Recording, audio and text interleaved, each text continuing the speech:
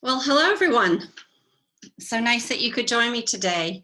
I put myself on video because I thought that I would try to make it a little bit more interactive. Now, don't worry. I know many of you probably weren't planning on being on video, so no worry about that. It'll just be me, and I'm going to also put all of you on mute. Um, and so if you, at the end, if you want to unmute yourself and ask a question, you can certainly do that. But probably the easiest way to do it while I'm talking is just if you have, I might be asking you some questions, so feel free to chime in on the chat box. If you can't see your chat box, if you go to the bottom right-hand corner of your screen, there should be something that will bring the chat box up. So welcome. For those of you who don't know me, my name is Heidi Roth. I'm a registered dietitian and as well as certified health coach. So last week we talked about some ways to boost our immune system and stay healthy with food. This week we're going to be talking about working from home and some of the particular challenges that we'll face managing some things that are going on right now. So how is everyone feeling right now? If you were to put yourself on a scale of 1 to 10, 1 being abject misery, unsustainable misery, and 10 being unsustainable joy, where are you right now? I know for many of us, it's a time of uncertainty, just an unprecedented time. Things are changing so fast, and I'm seeing, and feel free to type in your number if you want and share with us. I know probably most of us are somewhere around a 5 or a 6. It definitely varies from day to day. And when this all started, I was finding that most people were 5s or 7, 8s, and but it looks like today everyone's kind of at a 5. And I have to say that's probably where I am too. So what will we be talking about today? I know that with being at a 5 and many of us are stressed and anxious, we'll be talking about some ways to manage that stress and anxiety. We'll talk about finding the positives, working from home, and some on preventing stress eating. And certainly feel free to type in a question. I might be asking you questions, and we'll get started. Seem to keep. All right. So I would imagine, just based on people's numbers, that most of us are a little bit anxious, right? Which is completely understandable in this time of uncertainty. Our brains are wired for looking forward into the future.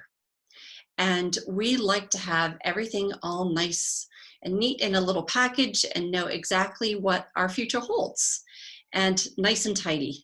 And things are changing so fast, we don't know what's going on in the future. We don't have enough information.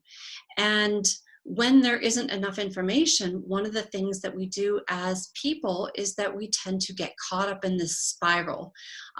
Dr. Judd Brewer, I have kind of the little screenshot in the corner. He talks a lot about this anxiety and how, imagine as your computer is, if your computer gets overloaded with too much information or things coming at you too fast, you get that little spinning circle, right, as it's rebooting. Well, we can get caught up in all of these things coming up so fast to us. We do have a lot of information, but we don't have anything concrete about the future.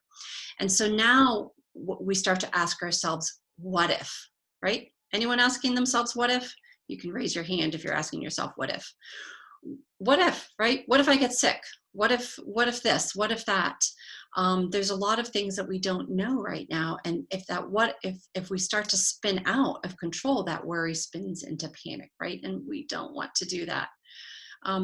Some of the best ways to maybe manage anxiety is, number 1, ask yourself a question. Do I have enough information to make a decision? I'm anxious about so many things. I don't know what's going on in the future. And that's one of the reasons why people panic buy toilet paper, because it is one of the things that they can control. It is the decision that they can make right here, right now, in the moment. So we want to make smart decisions. So as you get caught up in all the what ifs, some of them you won't have enough information to make a decision on. And so those things will need to be tabled. But some of them you might have enough information. So take care of just what needs to be done today. What do I need to do right here, right now, to manage this? Taking it one day at a time, hour by hour, moment by moment, and not getting caught up in anything more than that. Is anyone compulsively checking the news? I can be somewhat guilty of this. My vice is Twitter, and I do have to say I do find a lot of helpful, interesting things on there. But as I had mentioned before, Dr. Judd Brewer is one of the leading experts on anxiety. And as he mentions, why do we compulsively check the news? Well, according to him, our brains are wired to plan for the future so we know where to find food. And every time, as going back to the way we evolved, every time that we would find food, we would release a little bit of dopamine. Dopamine is a neurotransmitter that makes us want to do things. And it's a feel-good hormone, and it inspires us and motivates us to do things. So as we look at our phones, as we watch the news, every time that we get some breaking news, that's a little hit of dopamine. That information is food. Food is, food for our brains in terms of, we need it. We need information to survive, right? Otherwise, we wouldn't have gotten this far. So knowing that we have this compulsion to check the news, how do we manage that? Well, we can make it worse by feeding it. So every time we go on Twitter, every time we go on Facebook, every time we watch the news and maybe get this little hit of information, this little hit of breaking news, every time we do that, we release a little bit of dopamine, and it makes it harder and harder and harder to stop the habit. The more often we do a habit, the more those neural pathways are formed in our brain that makes us want to do it over and over again. So one of the best ways to do it is to nip it in the bud. So set some limits, no more than 3 times per day, 2 times per day, maybe once in the morning, once maybe around dinner time, certainly not before bed, because that, I know it's the time that many of us tend to be on it, but that's the time that's going to prevent us from sleeping. So then check in with yourself. As you check the news, as you checked your feed, how did it make you feel? Most likely, I would imagine it probably made you feel perhaps a little bit more anxious, a little bit more nervous. And sometimes certainly it makes us feel better because we do get lots of positive information from those feeds as well. But trying to set some limits on it. And then the other thing is to take that anxious anxiety and excitement and nervousness all have the same neurotransmitter that we release when we're anxious or excited. It's norepinephrine. And as we release this, one of the things that we can do is just remind ourselves that anxiety and excitement are somewhat of the same things. So can we take this nervous energy, this anxiety, and turn it into excitement towards doing something good or towards actually doing something? So one of the best ways to deal with anxiety is to use mindfulness to stay in the present. It's been said many times that anxiety is worry about the future, right? Anxiety is worrying, where will I get food? Where will I get shelter? And it serves us many purposes, except for when it spins out of control. Depression is actually worrying about the past, right? Depression is living in the past. Oh, why didn't I do this? I should have done it that way. And when we stay mindful and we stay in the present moment, right here, right now, what happens is we don't have that anxiety about what's going to happen in the future, and we don't have depression about what happened in the past. And so there are many, many free resources out right now. There are a lot of apps that have made their content free, which is wonderful. A lot of places that you can, if you don't know how to do mindfulness meditation, that you can learn how to do it. I thought maybe we would do a mindful meditation just for 2 or 3 minutes right now, if that sounds good. And so we're going to sit up and put our feet on the floor. If you want, you can close your eyes, or maybe you find a place to look off into the distance. And we're just going to do a mindful meditation so you can kind of understand. Maybe just take a quick break right now. So we're going to start by taking 1 or 2 deep breaths.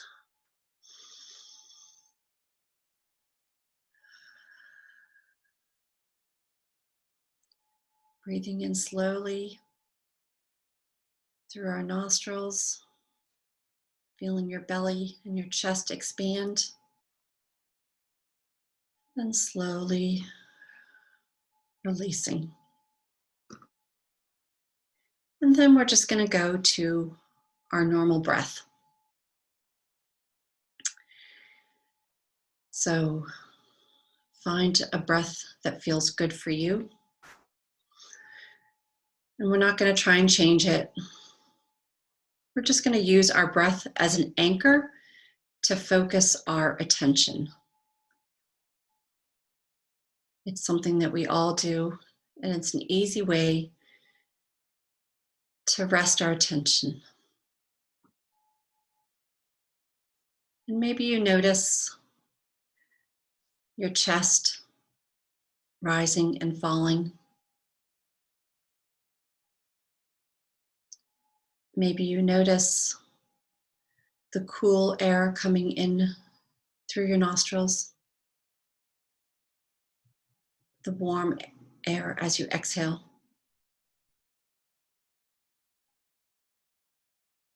Maybe you notice the pause in between each breath.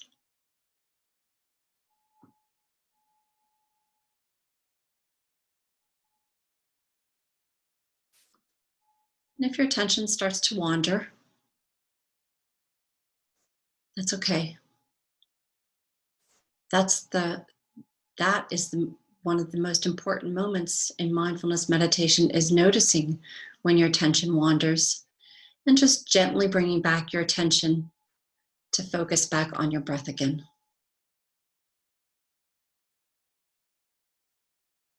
If you need a little bit more of an anchor or support, you can tell yourself in, out, rising, falling.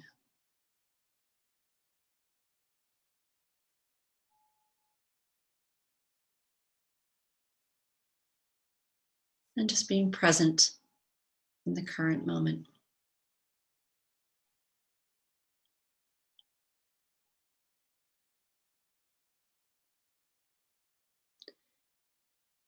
And sometimes when you do this, you might find that your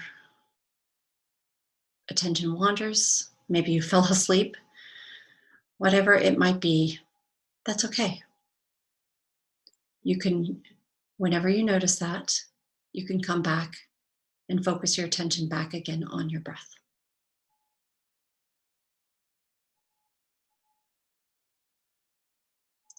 All right. If your eyes are closed, maybe you slowly open them. Maybe you do a quick stretch, work out some of the kinks. How does that feel? Does that feel nice to have a little bit of a respite and just a chance to focus on your breath and being present right now in the moment.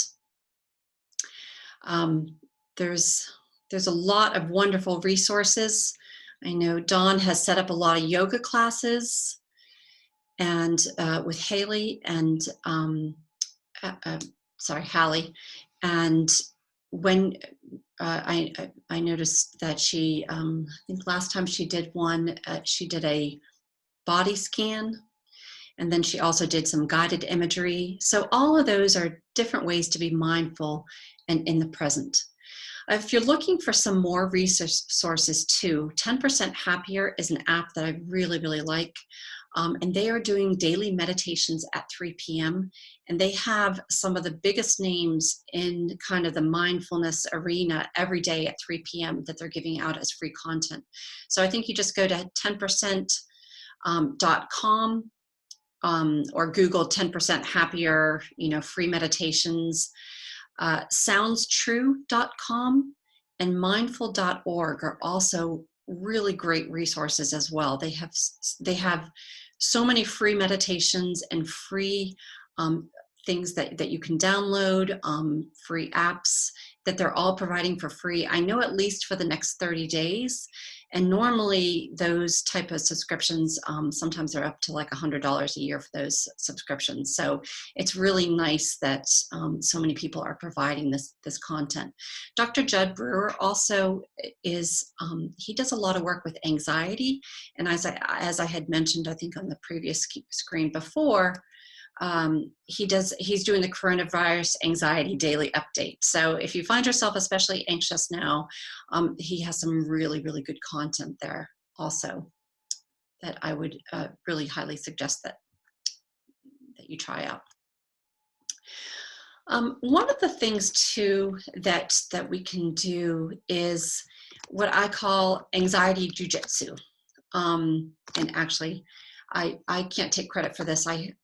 I heard it from a podcast on NPR that they had interviewed a rabbi, an Episcopal minister, I think an imam, and they had gotten kind of their best tips. And one of them, I forgot who it was, had brought for this concept of anxiety jujitsu. If you're not familiar with what jujitsu is, it's a type of martial arts where you take the energy of your opponent and you turn it back against them. And so typically, many times in jujitsu, you don't use any type of weapons, you just use this martial arts to turn the energy of your opponent against them. How can we do that now with our anxiety? Well, we can pretend that we're not afraid, and we can pretend we're not anxious, and we can play offense. And it is really, really liberating to turn around some of that energy, that anxious energy, that nervous energy, and how can we turn that around and use it for the good? So one thing that we can do, that anxiety jujitsu is gratitude. It's really easy right now, sometimes in times of distress and times of uncertainty, to kind of turn inwards and, oh my gosh, how am I going to survive this and what am I going to do? And this sense of gratitude, it is really very, very difficult to have the emotion of gratitude and the emotion of anxiety at the same time. And those are two very bipolar, very binary feelings that when we are truly feeling grateful, it's really hard to feel anxious at the same time. So what do we have to be grateful for? Well, we know that there are so many doctors and so many nurses, especially that are working at HSL tirelessly, right? They're at the front lines. And every day they're going in, and respiratory therapists and nurses aides and so many other allied health professions that are at the front lines every day and going in and doing the work. And I, for one, am grateful that they are there working for us. And so if any of you are listening and are at the front lines of all of this, thank you so much. What else do we have to be grateful for? Well, we all have our own things that we can be grateful for, right? And I would imagine that, um, you know, we know that there are so many people that have so much less than we do, and that are really struggling. And so just remembering that. One of the things, knowing how many people are struggling at this point, is asking, who can I help right now, and how can I help them? And we all have different things that we can do. Um, there's some big things that we can do, and then there's some small things that we can do, and we have to find out what works for us, what we feel comfortable with. But whether it's donating blood to the Red Cross, donating, there are so many, I know, GoFundMe pages set up, and for the service workers who have lost their jobs, maybe donating to one of those, donating, um, however we can. And maybe we don't have the ability to donate right now. What else can we do? Can we go visit our neighbors? Well, with social isolation, maybe that we're a little bit more worried about, visiting neighbors and checking in on them. Can we call them? Can you write someone a card? I have a friend who, she is a single mom. And so it's just her and her 2-year-old daughter, and, isolated in the house. And, one of the things that I'm trying to do is call them every day. How are you doing? How are you holding up? What do you need? I'm running out. Do you need anything? And honestly, it benefits you as much as the recipient. I have to admit, that girlfriend that, that I've said I'm going to call her every day and see how she's doing. I called her this morning, and she said to me, she's like, Heidi, you don't sound so good. I said, yeah, actually, I'm a little anxious. And I got off the phone and I was like, oh my gosh, I called her to make her feel better and to make sure that she was doing okay. And I got off the phone and she actually made me feel better. So, keeping in mind that it also is this, the more that we can give out and donate, and our time, our energy, our resources to other people, that not only that does it help them, but it also helps us too. That's that anxiety jujitsu. So, and then just one last thing, I think I forgot to mention, I don't know if I mentioned Hallie's class, and she also has a lot of yoga classes on there too, before we move on. So I wanted to move on to talk about surviving isolation. We as humans, we are social creatures, and we're not really meant to be isolated. During, you hear stories of tribes that would isolate people, as isolation was one way that they would kind of keep everyone in line. And that was a tremendous punishment, was to be isolated. So what can we do to kind of survive that?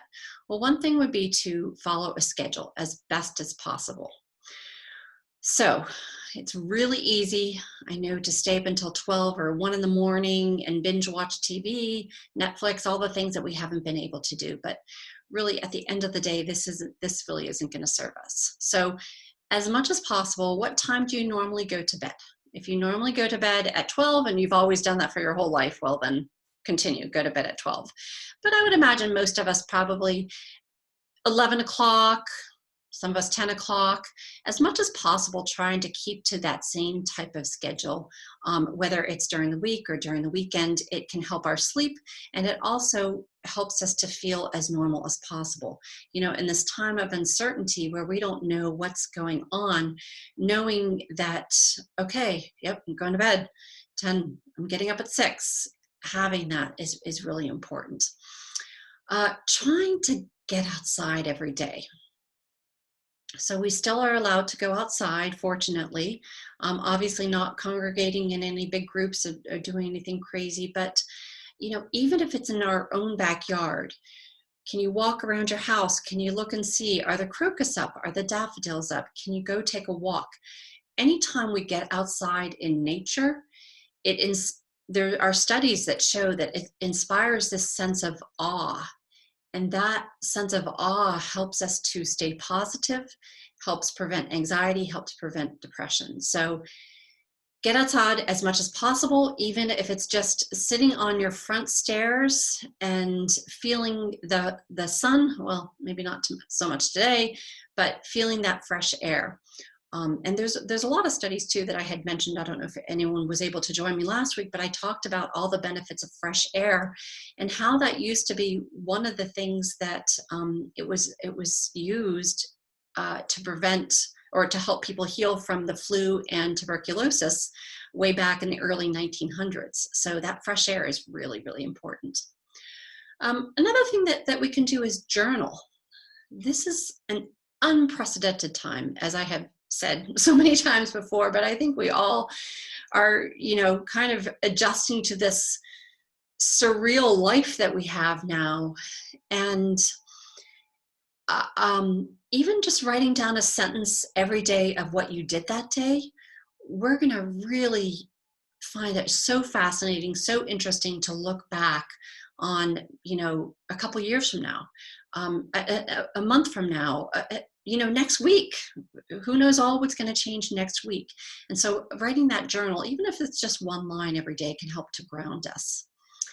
The other thing would be to have a project or a hobby. And, I initially said that ideally it would be something that can get us away from our screens. Is it something, can you spend some time cooking? Can you pull your sewing machine out of the attic? Can you learn a new skill, something that you've always been wanting to do? But even video games have their place in terms of helping us to, if we're going to be home all day.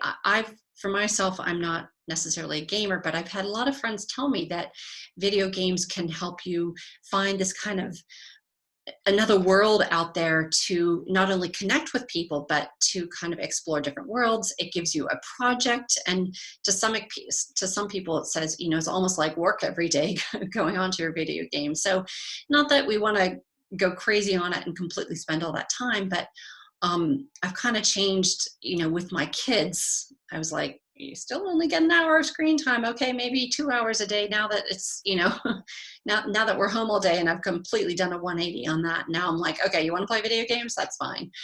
So they do have our place even for us adults. But in my view, I find a lot more peace in cooking is something that I particularly love to do. And so now I'm really enjoying, taking some online cooking classes. Milkstreet.com has a free cooking class.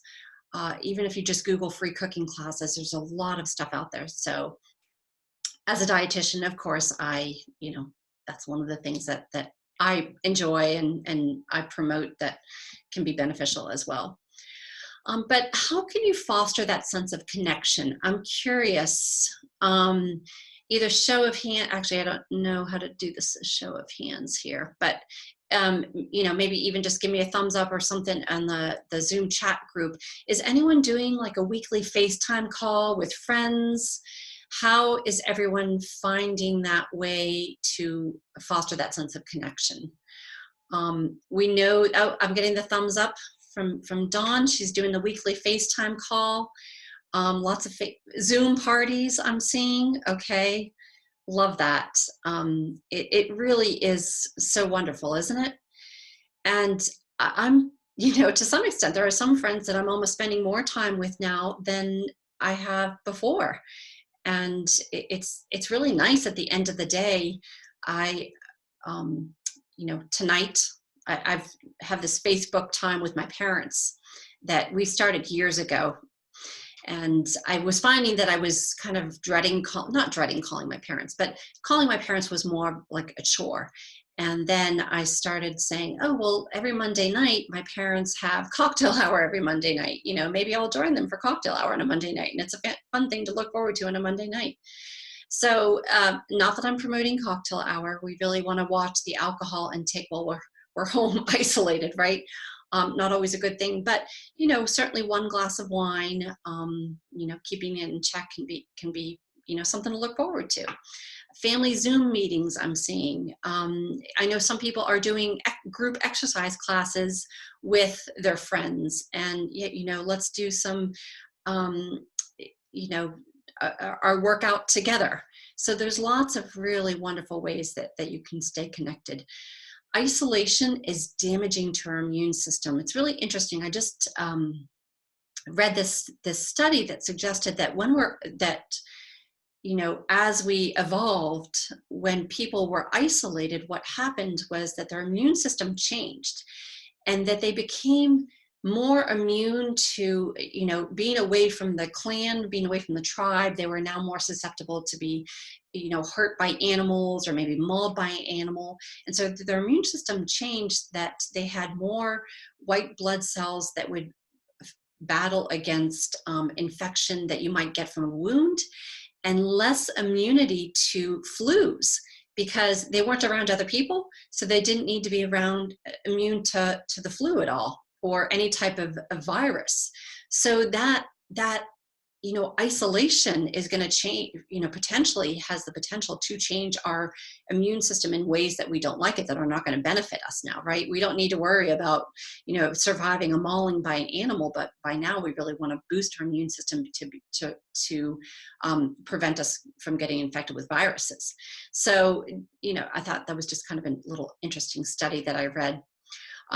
So, finding different ways that you can,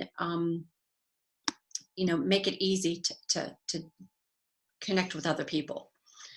I'm seeing at the bottom, one of the things that I have in my neighborhood is we have the little free library, and we have a neighborhood Yahoo group, an email group. And so what's been kind of fun is, for the little free library, people have been saying, oh, hey, I put this book in the little free library, and, so it's there, and, I liked it because of this. And it's almost like this little book club of, putting books in the little free library. So that's kind of fun too. All right. So I mentioned I do like Twitter. I came across this on Twitter, and I liked this. Our homeschooling curriculum includes honors laundry and AP vacuuming. I don't know about you, but that's pretty much the state of where we are at our house. We're all doing our best we can if you're home with kids. And I'm curious to hear how people are doing if you are home with kids. But I've started off the week really strong. Like, you guys are going to be, spending a couple hours every day. And so far, my children are high schoolers. They haven't had any work yet from the school, but I was trying to homeschool them and manage, working at the same time, and realizing that just by my kids helping with chores, they can also learn maybe some different skills that they didn't have before. So I kind of thought that was funny. All right, show of hands. Well, if you'd like to. Anyone stress eating here? Maybe a little bit. It's one of the things that maybe from being at home, we have constant access to food right there, right? We've got heightened anxiety, heightened stress, and complete access to food, right? So first of all, let's remember to have some self-compassion. This is an unprecedented time, right? And so noticing when we are doing it, I'm sorry, I'm laughing at Dawn. I'm eating right now. Yeah, so it is one of our stress mechanisms. And let's have some self-compassion that we do need to realize that we're dealing with stuff that we've never dealt with before. But at the same time, we don't want to let it get completely out of hand. One of the best ways that we have to keep ourselves healthy and happy and boost our immune system is with eating healthy, the right foods. I don't know about you, but most of us I know I don't. I don't binge on carrots. I don't binge on kale. I don't stress eat with those types of things. I stress eat with chocolate and crunchy things and salty things, right? That tends to be the things that give us that immediate rush of dopamine, that immediate rush of serotonin. Those are the types of things that we tend to snack on. So, what are some things that we can do? The 3 Ds are delay, distract, and distance. So delay is give yourself 10 minutes, right? Sit down, notice, I'm feeling so anxious right now. I'm feeling stressed. I need some chocolate. Okay. So I'm going to give myself 10 minutes and then I'm going to give myself permission to have chocolate.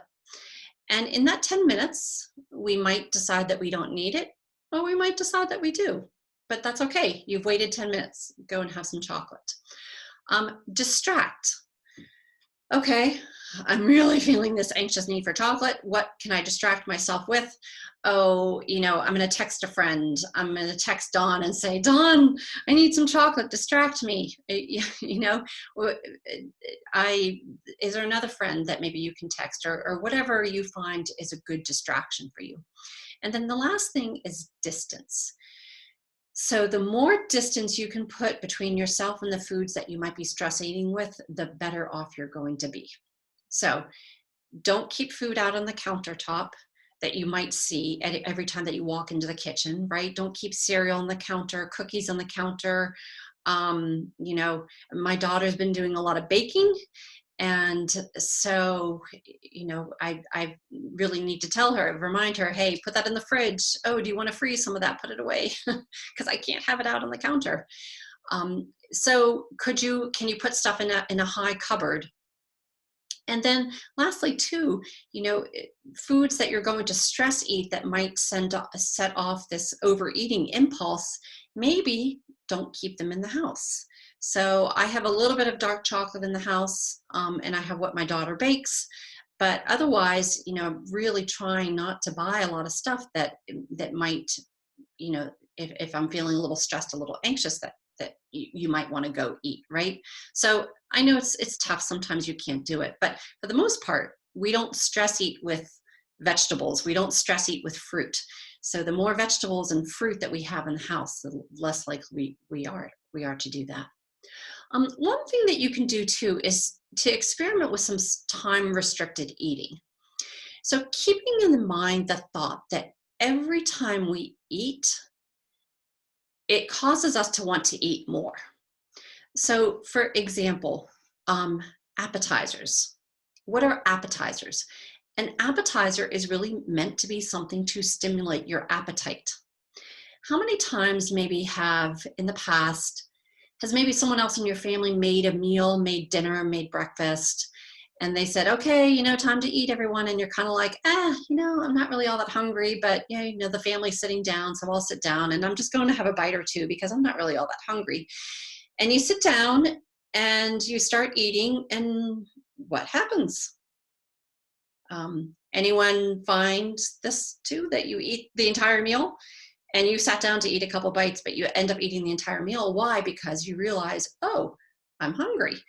And so keeping that kind of thought that every time we go into the kitchen, every time we eat something is an opportunity to overeat. So maybe just experiment a little bit with time restricted eating. Maybe you don't eat until maybe 10 o'clock in the morning. Maybe you cut yourself off, you give yourself a break during the day and say, okay, I'm just gonna, not worry about stress eating during the day, but at, 7 o'clock, I'm done. So, experiment with it. I'm curious, if you want to raise your hand, has anyone found that this is helpful for them? Or has that worked for anyone here? If it has, raise your hand. But I find that it can be a helpful tool. And then the other thing is to practice mindful eating. Mindful eating is staying present in the moment, non-judgmentally. So we so many times judge ourselves that, I shouldn't be eating right now. This is a bad food. This is a good food.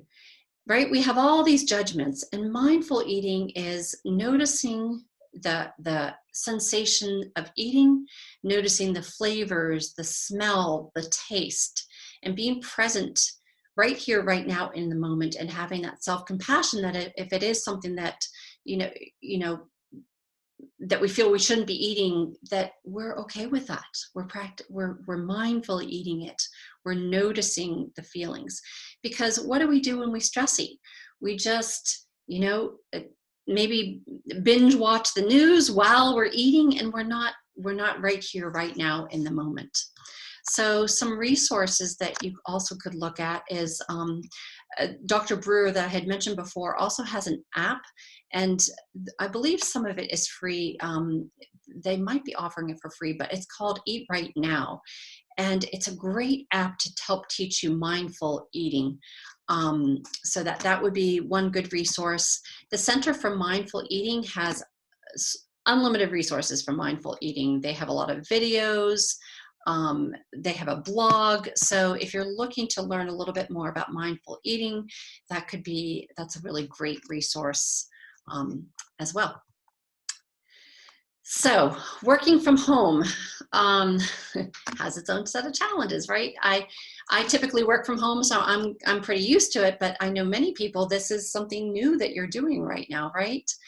So I don't know if anyone ever saw I'm sure you have, this BBC video that was viral a couple years back about the correspondent doing a newscast and his children come in, and it still cracks me up every time I see this. So if you haven't seen that little video, it's really funny. Just Google BBC working from home. And it's the dad and his kids come flying in, and his wife comes flying in to grab the kids, and it's really funny. So working from home, and please feel free to chat in the group chat what's working for you. If there's any tips that you found that particularly work well for you. One of the things that I found that works well for me is sticking to my routine, and getting up at the same time, making sure that I'm dressed, that I've done my exercise for the day, and that I'm ready to sit down at 9 o'clock and start work. So having a start and stop time, I think, is really important too, and especially now. We're home all the time, and there's really no reason for us that we potentially couldn't be available to our employer to work 24/7. So we really need to make sure that we have those boundaries, and that we're blocking that time out of what is work time and what isn't. And it might be different than what it normally is, right? Uh, that 9 to 5 that maybe you're typically at a job, if you're home with your family and your kids, maybe that 9 to 5 isn't going to work. Maybe it's 9 to 12, and then maybe it's 4 to 9. So however that works for you is important. Let me see, I'm seeing, so Paula, I find it important to get out of my PJs. Yes, right? Getting up and getting dressed is a cue.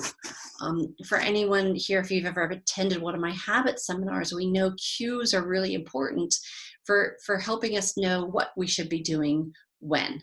So work clothes, not PJs. Pace yourself, right?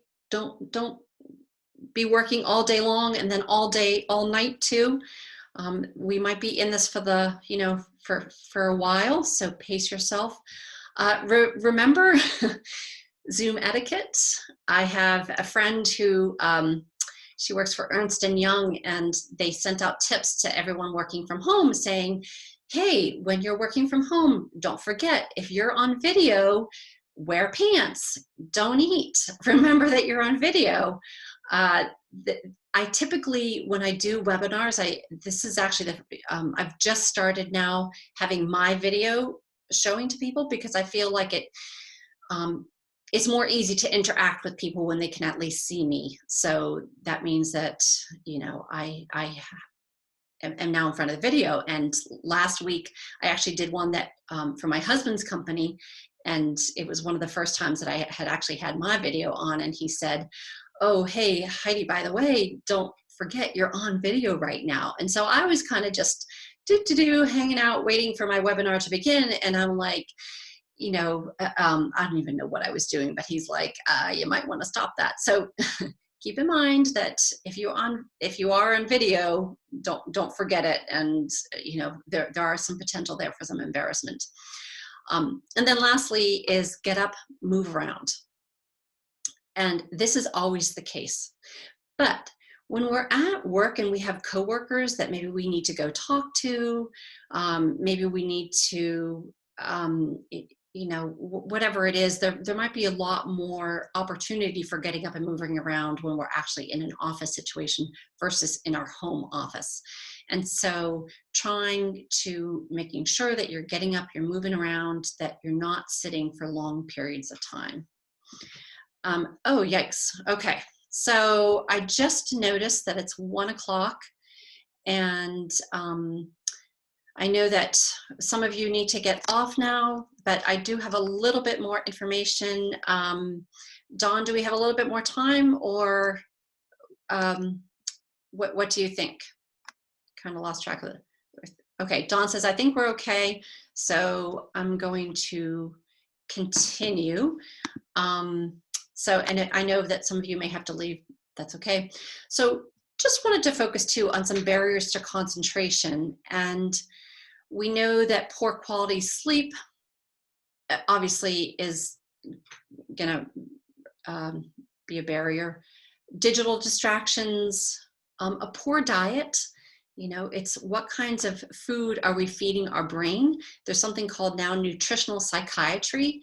And what nutritional psychiatry is basically trying to heal anxiety and depression with diet, getting a lot of omega-3 fatty acids, cutting out processed foods.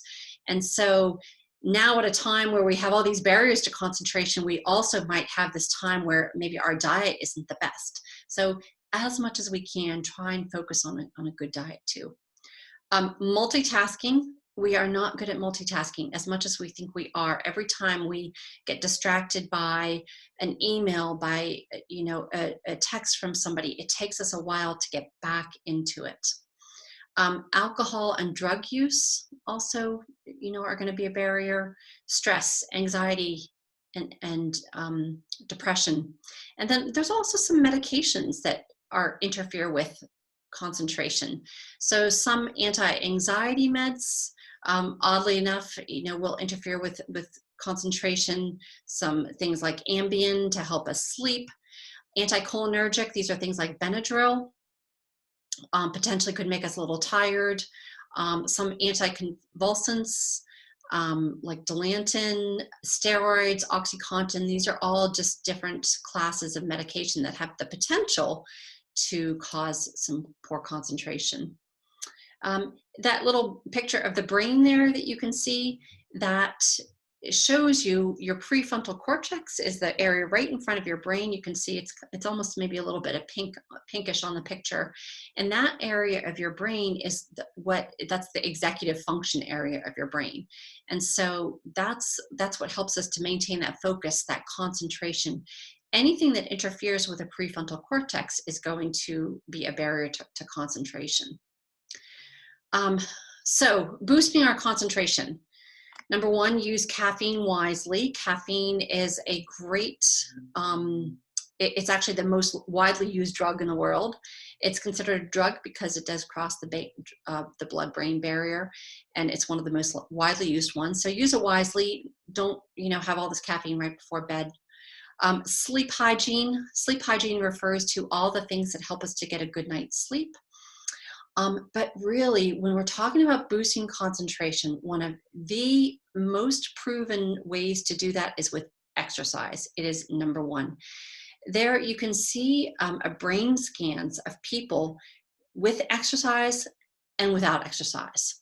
And the more exercise that people got, the red and the yellow that you see there, that is your brain processing capacity and mental workload during cognitive tasks.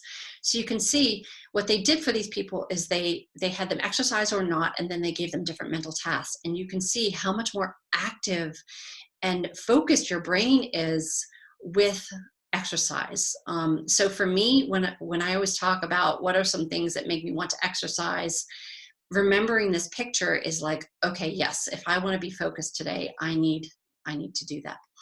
I'm seeing a question that Paula asked, how long does caffeine stay in your system? That really is dependent on the person. It's actually dependent on your genetics, oddly enough. And it depends on your liver and some of the genetics on your, I think it's like the P450 cytochrome. Anyways, some people are fast metabolizers and some people are slow metabolizers. So with fast metabolizers, it might stay in your system for an hour. If you're a slow metabolizer, it could be, potentially for some people like 8, 9, 10 hours. Apparently you can even go to, if you've ever done like 23andMe and had your DNA tested, there are, it can show you there, if you get the raw data from that, it can tell you if you're a fast or a slow caffeine metabolizer, which is kind of interesting. I tend to be a fast metabolizer. So for me, one of my bad habits that maybe I shouldn't share is sometimes I'll have like a little cup of instant coffee before bed. And knowing that I'm a fast metabolizer, that, in half an hour, it's gone. It's, I'm done. I'm sleepy. My daughter, this was while she was still in school, she comes and it's like 10 o'clock at night and I'm kind of shutting down, and I'm like, what did you just make yourself? And she said, oh, I just made myself an espresso. I'm like, Maya, it is 10 o'clock at night. Like, why are you making yourself an espresso now? And she looks at me and she's like, Mom, I'm a fast metabolizer and I inherited that from you. And this is what you do. And I'm like, okay, I can't say anything, right? Yeah, I see Dawn's a slow metabolizer, right? I know you can't have coffee late. So do be careful with that, and realize, and when I say that I drink coffee before bed, that's not something that I'm telling you should do. I know I would do much better to drink an herbal tea. So one of, definitely a habit I'm trying to change. Okay. So we all, when we talk about exercise, we remember all those big barriers that we had. What were some of the barriers that we had? Oh, we didn't have enough time. We were self-conscious about how we looked, maybe at going to the gym. Too tired to exercise after work. I forgot my scrunchie. I have used this before as an excuse. And I can't afford health club fees. Well, guess what? None of these are excuses anymore, right? It's funny how our world has changed and all the excuses that maybe we had before, we don't have anymore. So none of us have an excuse not to exercise a little bit. What are some things that you can do? Take a walk. One of the best things that you can do for exercise in terms of just getting you outside as well. And I kind of included things here that are good for not only physical exercise, but also mental health as well. Maybe plant a garden. And if you have space outside, maybe, and if you don't, maybe do a container garden. There are, companies that you can order stuff online and they will deliver plants to you. So you don't even have to go out. You can order the plants online and plant them, and it is not only is it good exercise, the digging and all of that, but also will give you that mental health too. Dawn and Hallie's classes, so good. We are so lucky to have those as a resource. You can do a 7-minute workout. Just Google 7-minute workout. And so, even if you don't feel like you have the time now to do a half an hour workout, you can just do 7-minute. Google free gym classes, do a Zoom workout date with a friend, and or maybe even out, in your backyard, appropriate distance apart. So lots of things that you can do. And I am just winding down now. I know some of you have to leave, so thank you to those who have to leave. Thank you for joining me. But just a couple closing thoughts: managing digital distractions. Try to, set limits as much as possible. You can set limits on your phone. And then, just in closing, finding the silver lining. We know that positive emotions boost our immune system. They also boost our ability to solve problems, boost our resiliency. So, what are some positive things? What's the silver lining that you can find in our new reality right now? Some things that we could do: savor the small moments. That small moment of sitting out on our deck with coffee in the morning that maybe we never get to do during the hectic life that we normally lead. um, Spend time to spend with family, time to reconnect with friends, uh, finding the gifts in this time. We now, many of us have this so much time, more time than we've ever had. Can we use this time to maybe get certified in something for work that we've always wanted to do? Can we learn a new skill, a new hobby? We've been given this gift of time, many of us. How can we best use it? I'm curious if anyone's, feel free to, in the chat box, if you're doing anything amazing with your time that you've never had time for before. There's so many free resources as well.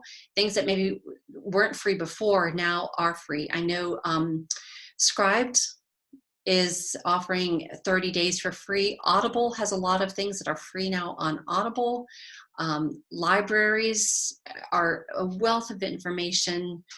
And now you can also take some Ivy League classes that are free as well. There's over 8 Ivy Leagues that are offering up to 4 classes for free.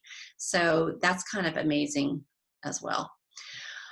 So in summary, keeping in mind we are all in this together. How can we find ways to support each other? How can we find ways to help each other? How can we find ways to be resilient and tougher and stronger when we're out on the other side of what's going on right now, right? Um, oh, okay. New York Public Library, you can download over 300,000 books for free, right? It's crazy. Just all the amazing things that are out there. So these are some books that maybe you want to check out. These are all books about resiliency, and we all have different types of books that speak to us. And some of us don't like fluffy stuff. Some of us prefer true stories. Finding a book that works for you about resiliency, and I think that can be very helpful. So thank you all so much for joining me. Any thoughts, questions? I'm glad that I could have you all here. I'm just going to take a quick look how many people were here. Okay, so we had 7 people that joined us today, and I'm grateful to all of you for joining me. Feel free to ask any questions, and if there aren't any questions, we will say goodbye and thank you.